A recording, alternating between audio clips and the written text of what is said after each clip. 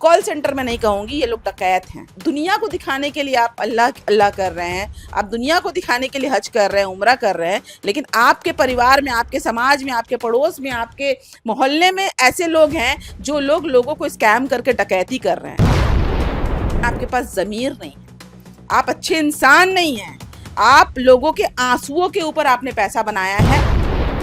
अगर ये लोगों को 5 साल 10 साल जेल होता ना, तो मुझे लगता है कि और आने वाली पीढ़ी को हिम्मत नहीं होता कि वो लोग ये सारी चीज़ें करें। लेकिन हिम्मत यहीं से आ रही है क्योंकि पुलिस जो है वो घूस लेकर छोड़ दे रही है। कोलकाता के कई इलाकों में इल्लीगल कॉल सेंटर्स का जाल लगातार फैलता जा रहा है। पुलिस की तमाम कोशिशों और कार्रवाइयों के बावजूद ये गोरख धंधा थमने का नाम नहीं ले रहा। Garden reach, park circus, Topsia और खिदिरपुर जैसे इलाकों में न जाने कितनी तादाद में चल रहे हैं ऐसे फर्जी कॉल सेंटर, जहां से देश ही नहीं विदेशों में बैठ लोगों को भी ठगने का काम होता है। चौंकाने वाली बात यह है कि ज्यादातर कॉल सेंटर मुस्लिम बहुल इलाकों में ही पाए गए हैं और इस धंधे में फंसे लोग भी मुस्लिम समुदाय से ही ताल्लुक रखते हैं। तो क्या ये कोई सोची समझी साजिश है या बेरोजगारी और लाचारी इस गैर कानूनी धंधे की सबसे बड़ी वजह बन चुकी है? क्या सिस्टम की नाकामी और युवा पीढ़ी की भटकाव ही इस अपराध के पीछे की बड़ी वजह है, या फिर कोलकाता के ये कॉल सेंटर्स यूं ही फर्जीवाड़े का अड्डा बने रहेंगे? पुलिस पर भी सवाल उठते हैं। क्या चंद पैसे लेकर पुलिस भी इन लोगों को छोड़ देती है? क्या इन सब के पीछे कोई पॉलिटिकल लोगों का भी सपोर्ट होता है? इन्हीं सवालों को लेकर हमारी टीम पहुंची है समाज सेविका और टीएमसी कार्यकर्ता सोफिया खान के पास। आइए सुनते हैं कि सोफिया खान का इस मामले में क्या कुछ कहना है। आजकल देखने में आ रहा है कि कॉल सेंटर का बिजनेस काफ़ी ज़्यादा देखने को मिल रहा है। पुलिस जो है कई सारे कॉल सेंटर का भांडाफोड़ करती है, कई लोग अरेस्ट होते हैं। जो अगर हम लिस्ट देखें तो उसमें ज़्यादातर मुस्लिम कम्युनिटी के नाम ज़्यादा दिखते हैं और ज़्यादातर आप सोचे तो garden reach, park circus, Topsia, जितने भी मुस्लिम बहुल इलाका है उसी में ही ये सारे कॉल सेंटर भी चल रहे हैं। आखिर में क्या कुछ वजह आपको लगती है? सबसे पहले तो बेरोजगारी, इलिटरेसी, शिक्षा का ना होना, ये सबसे बड़ा कारण है। आज हमारा जो युवा है वो एक अलग लेवल में, मतलब कुछ हद तक मैं मीडिया को भी सोशल मीडिया जो आज प्रेशर है लोगों को लाइफस्टाइल मेंटेन करने का। अगर हम जॉब करने के लिए आज के हमारे युवा जाते हैं, एक तो उनको जॉब मिलता नहीं है, मिलता भी है तो 1000, 10,000, 20,000, 30,000 इंजीनियरिंग कर के भी लोग बैठे हुए हैं। देखिए, इसके पीछे खैर मैं नहीं जाती हूँ, फिर भी गलत तो गलत है। आज जितने भी लोग कॉल सेंटर करते हैं, ये कॉल सेंटर का पैसा सिर्फ हराम नहीं है बल्कि आंसुओं भरा पैसा है। लोगों के पैसे को स्कैम कर दिया जाता है, इंडिविजुअल लोगों के पैसे, उनके पैसे। कई लोग होते हैं जिनके ज़िंदगी भर की पूंजी जो होती है वो एक बार में गायब कर दिया जाता है। ये होता है कॉल सेंटर का पैसा। दूसरी बात ये आती है कि ये कॉल सेंटर हमारे समाज में नॉर्मली घूम रहे हैं। इनफैक्ट मैंने ये भी देखा है कि जिन कॉल सेंटर वालों के पास पैसा है वो ये नहीं देखते कि वो कॉल सेंटर का पैसा है या वो इलीगल पैसा उनके पास है, उनको आदर भी उसी लेवल से किया जाता है, शायद इसलिए कि उनके पास पैसा है। उनको पैसे वाले के जैसा देखा जाता है। तीसरी बात मैं ये कहना चाहूँगी कि सबसे बड़ी अफसोस की बात है कि ये लोग, जैसे पुराने ज़माने में डकैत होते थे, डाकू, हम सुनते थे ना कि मूंछों वाला डाकू आएगा, लूट के चला जाएगा, तो ये कॉल सेंटर वाले एक्चुअली में डाकू हैं, डकैत हैं। आज ये ऑनलाइन स्कैमिंग मतलब चोरी, ऑनलाइन स्कैमिंग मतलब डकैती। तो ये पहले डकैत जो है वो बंदूक लेकर, जैसे हम वो शोले मूवी में होता था ना गब्बर सिंह, वो गब्बर सिंह वाला डकैत जो है आज हमारे समाज में एक नहीं दो नहीं, पहले गब्बर सिंह एक हुआ करता था। आज ये गब्बर सिंह जैसा जो डकैत है वो हमारे समाज में उठते हैं, बैठते हैं, शादियों में आते हैं, शादियों में बुलाते हैं, कुर्बानी करते हैं, हज करते हैं। ये सबसे बड़ा ब्लंडर है समाज का। हमारे समाज में ऐसे लोगों को आदर दिया जाता है और सबसे बड़ी बात है कि पुलिस इनको अगर पकड़ती भी है, न्यूज़ अगर बनता भी है, तो आई डोंट नो हाउ, मुझे लगता है कि मैं अगर गलत नहीं हूँ तो शायद ये लोग घूस देकर, ब्राइबरी करके ये लोग छूट जाते हैं। आज से 5 साल पहले अगर 10 लोग कॉल सेंटर में थे तो मैं दावे के साथ कह सकती हूँ आज 1000 लोग कॉल सेंटर के इस धंधे में हैं। इससे क्या समझ में आता है? एक को देखकर दूसरा सीख रहा है। अगर हम उसी एक को कल रोक दिए होते, पूरी तरीके से ख़त्म कर दिए होते, इधर बाई पुलिस या सामाजिक तौर पर अगर हमने उसका बहिष्कार किया होता, सामाजिक तौर पर अगर हमने उनको बाइकॉट किया होता, तो मुझे लगता है कि ये 10 से 1000 तक या उससे भी ज़्यादा तक ये जो नौबत है वो नहीं आता। तो मैं अभी भी यही कहूँगी कि जो लोग कॉल सेंटर करते हैं, अगर मैं या आप या कोई भी आम इंसान अगर जानता है कि वो कॉल सेंटर करते हैं, आप पुलिस को इत्तला कीजिए, आप उनको सोशली बाइकआउट कीजिए, आप उनके घर के कुर्बानी के गोश्त को मत खाइए, आप उनकी दावत को कबूल मत कीजिए। आप उनको हर तरीके से ये दिखाइए कि आज इस स्कैम के पैसे से आपके पास हो सकता है कि ऑडी गाड़ी हो, मर्सिडीज़ हो, पोर्शे हो, आपके पास लैम्बोर्गिनी हो, फरारी हो, लेकिन आपके पास ज़मीर नहीं है, आप अच्छे इंसान नहीं हैं। आप लोगों के आंसुओं के ऊपर आपने पैसा बनाया है और वो तो गुनहगार है ही, लेकिन उसके साथ अगर उस पैसे को उसका दोस्त, उसके परिवार, सबसे बड़ी बात मुझे ताज्जुब ये लगती है कि उसके परिवार वाले भी दाढ़ी टोपी में हैं, महिलाएं हिजाब में हैं, शायद बहुत ज़्यादा नमाज के पाबंद भी हैं, फिर भी वो लोग अपने बच्चों को रोकते नहीं हैं, फिर भी नहीं रोकते। इससे क्या साबित होता है कि आप दुनिया को दिखाने के लिए आप अल्लाह अल्लाह कर रहे हैं, आप दुनिया को दिखाने के लिए हज कर रहे हैं, उम्रा कर रहे हैं, लेकिन आपके परिवार में, आपके समाज में, आपके पड़ोस में, आपके मोहल्ले में ऐसे लोग हैं जो लोग लोगों को स्कैम करके डकैती कर रहे हैं। कॉल सेंटर में नहीं कहूँगी, ये लोग डकैत हैं। तो ऐसे डकैतों को मुझे लगता है सोशली आप जब तक नहीं गिराइएगा तब तक ये लोग नहीं रुकने वाले, क्योंकि अभी के ज़माने में ये लोग इतना पैसा कमाते हैं, करोड़ों करोड़, मैंने तो सुना है, मेरा तो दिमाग घूम जाता है, करोड़ों करोड़ रुपए इनके पास है, 1000 करोड़ रुपए भाई आ जा रहे हैं कहाँ से। अब उसमें से अगर 10 करोड़ भी पुलिस को दे दिया तो जाहिर सी बात है, या किसी भी प्रशासन को दे दिया तो इनकी ये छूट जाएंगे, फिर वो वही काम करेंगे। फिर इनको देख के मुसलमानों में ये सारी चीज़ें हो रही हैं, तो ये एक बहुत बड़ा काला एक अंधेरा नज़र आ रहा है मुझे कौम के लिए, क्योंकि कहीं ना कहीं कौम को शिक्षा की ज़रूरत थी।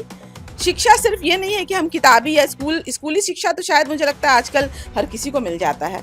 शिक्षा होता है मॉरल, जिसको बोलते हैं ना हम, वैल्यूज़, जिसको बोलते हैं एथिक्स का एक जो अपने अंदरूनी एक जागरूकता की जो पढ़ाई होती है, वो माँ बाप से शुरू होती है, घरों से शुरू होती है, या किसी स्कूल में नहीं सिखाया जाता। अगर आप अपने बच्चे को नमाज़ पढ़ना सिखाते हैं तो इसलिए मत सिखाइए कि वो समाज में दिखाएगा कि मैं नमाजी हूँ ताकि लोग उसे अच्छे तरीके से देखें। आप अपने बच्चे को सबसे पहले अच्छा अखलाक दीजिए। आप अपने बच्चे को सबसे पहले ये सिखाइए कि तुमको किसी को चोट नहीं पहुंचाना है, तुमको किसी को दर्द नहीं देना है, तुमको किसी के बारे में बुरा नहीं बोलना। हो सकता है मेरी वीडियो देख के कई सौ कॉल सेंटर वाले इस कमेंट सेक्शन में मेरे बारे में भी बहुत कुछ बोल सकते हैं, मुझे उससे फ़र्क नहीं पड़ता, लेकिन मैं यही चाहती हूँ कि आप लोग सबसे पहले अच्छा इंसान बनिए, क्योंकि खुदा ने यही बोला है कि आप किसी का दिल मत दुखाइए। किसी के आप बैंक से पैसे उड़ा दे रहे हैं, हो सकता है कि वो उसके इलाज का पैसा रहा हो सकता है उसकी बेटी के शादी का पैसा रहा हो सकता है किसी का वो पैसा ज़िंदगी भर का पैसा हो ताकि वो एक घर बना के रह सके। ऐसे में आप कैसे सकते हैं, सांस कैसे ले सकते हैं और खुदा को क्या जवाब देंगे? ये जितने भी कॉल सेंटर वाले मुझे सुन रहे हैं, मुझे भर के आप कमेंट में गाली ज़रूर दीजिए, लेकिन इस काम को आप छोड़ दीजिए। और जो आसपास के लोग हैं जिनको पता है कि ये कॉल सेंटर करते हैं, उनसे दोस्ती तोड़ दीजिए, आप उनसे रिश्ता तोड़ दीजिए, आप उनके घर मत जाइए, उनके दावत में मत जाइए, क्योंकि उनके घर का पानी पीना आपके लिए हराम है। मैं बस यही कहूँगी। मैं कोई ज्ञानी नहीं हूँ, मैं कोई महान सेंट नहीं हूँ, मैं कोई कह सकते साधु संत महात्मा नहीं हूँ, मैं भी इंसान हूँ, मुझ में भी खराबियाँ हैं, लेकिन इतना बड़ा पाप जो है ना मैं कभी सोच सकती हूँ ना मैं कभी कर सकती हूँ। और मेरे आसपास अगर ऐसे लोग मिलेंगे, मैं उनसे कभी बात भी करना पसंद नहीं करूँगी। कहीं ना कहीं पुलिस पे भी सवाल खड़े होते हैं, क्योंकि वो भी छोड़ देते हैं, देखते हैं अरेस्ट लिस्ट जो है वो तो मिल जाता है हमें, लेकिन उसके कुछ दिन बाद ही देखते हैं कि वही लोग जो है वो ऐसे ही घूम रहे हैं, BMW में घूम रहे हैं, बिल्कुल पुलिस पे ये सवाल उठता है। मैंने अभी अभी कहा, ये लोग ब्राइब कर देते हैं। जो लोग 100-100 करोड़ रुपए कमा रहे हैं, उनके लिए करोड़, 2 करोड़, 10 करोड़ रुपए भी पुलिस को देना कोई बहुत बड़ी बात नहीं है। क्योंकि अगर ये लोग अरेस्ट होते हैं और 10 दिन, 20 दिन, 30 दिन में छूट जा रहे हैं, इसका मतलब है कि ये ब्राइब करके छूट रहे हैं। अगर ये लोगों को 5 साल, 10 साल जेल होता ना, तो मुझे लगता है कि और आने वाली पीढ़ी को हिम्मत नहीं होता कि वो लोग ये सारी चीज़ें करें। लेकिन हिम्मत यहीं से आ रही है क्योंकि पुलिस जो है वो घूस लेकर छोड़ दे रही है। और इसके ऊपर मुझे लगता है जांच होनी चाहिए, कार्रवाई होनी चाहिए, और हम सबको मिल के इन चीज़ों के ऊपर लगना चाहिए। मुझे लगता है कि पुलिस पर भी दबाव देना चाहिए, प्रशासन पर दबाव देना चाहिए। अगर आपको पता है और आप बहुत ज़्यादा श्योर हैं कि ये कॉल सेंटर करता है, करती है, जो भी है, आपको पुलिस के ऊपर दबाव देना होगा कि उसको छोड़ना नहीं है, ताकि हमारी नस्लें, मेरे घर में भी बच्चे, मेरे भी बेटे हैं, क्या व्हाट इफ अगर मेरे बेटे अगर इधर उधर सीख कर ये सारी चीज़ें करना शुरू कर दें, तो आपके भी घर में आपकी औलादें हैं और आपकी नस्लें ख़राब हो जाएंगी। आपके घर में BMW ज़रूर आ जाएगा, लेकिन आपका पूरा नस्ल शराबी हो जाएगा, आपका पूरा नस्ल जो है वो नशे में डूब जाएगा। ये मेरा दावा है। इसलिए आप लोग इसको जहाँ भी देखें वहाँ रोकें, जहाँ भी ऐसे लोगों को पाए वहाँ पे 2 थप्पड़ लगाएं, या जाकर आप पुलिस को रिपोर्ट करें और ऐसे लोगों का सोशली बहिष्कार कीजिए। यही एक सॉल्यूशन मुझे नजर आ रहा है। प्रशासन भी जो सरकार है टीएमसी की है, तो क्या लगता है कि सरकार को भी कुछ इस पे स्टेप लेना चाहिए, पुलिस पे भी दबाव बनाना चाहिए कि जहाँ जहाँ इलीगल कॉल सेंटर्स चल रहे हैं वहाँ पे छापेमारी हो और जो भी है इसके पीछे उनको अरेस्ट करें? बिल्कुल, देखिए, मैं बिल्कुल यही चाहूँगी। मैं भी टीएमसी की एक कार्यकर्ता हूँ और टीएमसी करने का एक ही मकसद था, दीदी को देखकर टीएमसी करना, क्योंकि दीदी आदर्शों की एक मिसाल हैं और दीदी ने कभी, मुझे नहीं लगता कि कोई चीज़ वो गलत करती हैं। लेकिन मैं ये भी नहीं कहूँगी कि सारे कार्यकर्ता दूध के धुले हैं। टीएमसी एक बहुत बड़ा परिवार है। परिवार में, अपने ही परिवार में कुछ सदस्य गलत निकल जाते हैं। तो मैं यही कहूँगी दीदी से, मैं यही गुहार लगाऊंगी कि आप इस चीज़ को ज़रूर देखिए, क्योंकि ये नस्लों को ख़राब कर रही है। ये चीज़ें जो है वो बढ़ती जा रही हैं और लोग शॉर्टकट मनी समझकर, शॉर्टकट सक्सेस समझकर कॉल सेंटर और स्कैमिंग अगर नहीं रुकेगी, तो मुझे लगता है ये आने वाले समय में हमारी जनरेशन के लिए ठीक नहीं है, आने वाली पीढ़ी के लिए ठीक नहीं है। तो टीएमसी सरकार से भी मैं गुहार करूँगी, मैं दीदी से ये गुहार करूँगी कि आप दबाव बनाइए कि जो लोग पकड़े जा रहे हैं उनको ईजिली छोड़ा ना जाए। जो कॉल सेंटर चलाते हैं वो देखने में मिलते हैं कि कैफ़े चला रहे हैं या तो अपने जो भी ब्लैक मनी है उसको वाइट कर रहे हैं। देखिए, ये तो मैंने कहा ना कि कॉल सेंटर का पैसा 1 रुपया, 2 रुपया, हज़ार में नहीं है, करोड़ों में है। करोड़ों में अगर लोग कमाएंगे तो जाहिर सी बात है कि उसको इन्वेस्ट तो कहीं ना कहीं करेंगे ही। वो कहाँ इन्वेस्ट करते हैं मैटर ये नहीं है, मुद्दा ये है कि वो पैसा स्कैम करके क्यों कमाएंगे और इसको क्यों नहीं रोका जा रहा है। आज अगर हाईजैक करने वाले लोग या इस तरीके के स्कैमर्स, ऑब्वियसली स्कैम जो करते हैं वो लोग बहुत इंटेलिजेंट होते हैं, तो हाँ, उसके ऊपर हमारा जो साइबर क्राइम ब्रांच बैठा है वो क्या आलू छील रहा है, प्याज छील रहा है? उनको तो ऑब्वियसली दे हैव एक्सपर्ट। तो जब तक ये जानबूझकर नज़रअंदाज नहीं किया जा रहा है तो ये बढ़ोतरी इसीलिए हो रहा है। अगर सरकार, अगर पुलिस या प्रशासन चाहे तो इस पे रोक 2 मिनट में लगा सकती है। तो मुझे लगता है कि अब इस चीज़ पे एक अवेयरनेस कैंप होनी चाहिए, अवेयरनेस एक जितने भी सोशल ऑर्गेनाइजेशन है, मुझे लगता है इस चीज़ को लेकर आगे बढ़ना चाहिए, मूव करना चाहिए। जैसे हम रेप को एक गलत मानते हैं, हम सोसाइटी में और भी चीज़ों को हम गलत मानते हैं, तो इस चीज़ों को भी उसी तरीके से देखना चाहिए कि this should be totally banned from society. कहीं ना कहीं इनके पीछे नेताओं का भी सपोर्ट रहता है। देखिए, मैंने क्या कहा, टीएमसी एक बहुत बड़ा परिवार है। परिवार के सदस्य में अगर 2-4 गलत निकलते हैं और ये बात दीदी को पता चलती है और ये कंफर्म्ड हो जाता है और प्रूव्ड हो जाता है, तो उनको पार्टी से निकाल दिया जाता है। तो जो लोग भी इसमें हैं वो लोग भी सतर्क हो जाएं। जो लोग जो भी हों, नेता हों, मंत्री हों, सांसद हों, एमपी हो, वो किसी भी पार्टी के हों, जो लोग गलत हैं वो गलत है। पार्टी करने का मतलब नहीं है कि आप दूध से धुल गए या आपको कोई सज़ा नहीं मिलेगी। अगर पार्टी का आदर्श है कि आपको समाज के लिए काम करना है, अगर आप समाज के लिए एंटी सोशल काम करते हैं तो उनको भी कटघरे के पीछे, उनको भी सलाखों के पीछे होना चाहिए। अच्छा, जैसे कि मुस्लिम ही नाम ज़्यादातर देखने को मिलता है, आपने कहा कि बेरोजगारी, तो क्या लग रहा है कि मुस्लिम जो लोग हैं उन्हें क्या इस राज्य में कुछ पढ़ने का मौका या तो काम करने का मौका नहीं मिल रहा है, तो ही वो क्या सिर्फ कॉल सेंटर की तरफ जा रहे हैं? देखिए, अभी तो दीदी की सरकार को आए हुए सिर्फ 2011 के बाद काफ़ी चेंजेस आया है, काफ़ी कुछ आया है। लोग देखिए, ये साइकिल है, ये बहुत दिनों से ये जो चीज़ें मेंटल जो माइंड में फिट हो गई हैं मुसलमानों के, ये चीज़ों को निकालने में बहुत समय लगेगा। मुझे लगता है इसमें मौलाना और मुफ्तियों को भी सामने आना चाहिए। सिर्फ ये कहना कि नमाज़ पढ़िए, रोज़े रखिए, ये तो सबको पता है, सदियों से पता है। मुझे लगता है नाउ इट्स हाई टाइम कि हमें अब ये सारी चीज़ें जो मॉरल एजुकेशन है, वो हमारे मौलाना, मुफ्ती और जो जमाती लोग हैं, इन लोगों को मुझे लगता है इस बारे में भी थोड़ा-सा बात करना चाहिए कि क्या करना है, कैसे रहना है।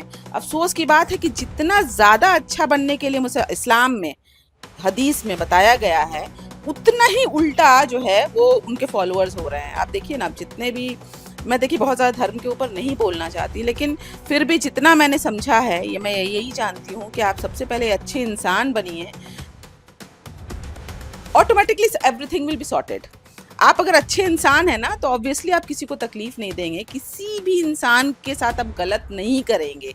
This is end of the day and end of the chapter. क्या आप बनना चाहते हैं एक प्रोफेशनल ब्यूटी एक्सपर्ट? तो अब आपके लिए है एक गोल्डन अपॉर्चुनिटी जो बदल सकता है आपका करियर और आपकी जिंदगी। Rubina Kazi salon and academy एक ऐसा नाम है जो आपको दे रहा है professional training, beautician, skin, hair, cosmetology के हर कोर्स में। यहाँ सिर्फ 45 दिनों में ही दे सकते हैं आपको चुनिंदा ट्रेनिंग, बेसिक से लेकर इंटरनेशनल लुक्स तक। जी हाँ, 10 एक्सक्लूसिव लुक्स की expert training, Brazilian makeup, water resistant makeup, illuminated look और भी बहुत कुछ सीखने को मिलेगा। और सबसे बड़ी बात, ISO बेस्ड कोर्स जो कि वर्ल्ड वाइड अप्रूव्ड है। यानी कोर्स के बाद आप दुनिया में कहीं भी जा सकते हैं और शानदार जॉब पा सकते हैं। यहाँ आपको अपने सपनों की उड़ान के लिए पैसों की कमी नहीं महसूस होगी, क्योंकि यहाँ है EMI इजी ऑप्शन अवेलेबल। पता नोट कर लीजिए, Rubina Kazi salon and academy, 4th floor, Devi market, Greek Orthodox church के पास, Hazra Kalighat, new sky wall bridge के सामने। तो इंतजार किस बात का, आज ही जुड़िए रुबीना काजी एकेडमी से और बनाइए अपना फ्यूचर और भी ज्यादा ब्राइट। सीट सीमित है, तुरंत संपर्क करें इस नंबर पर।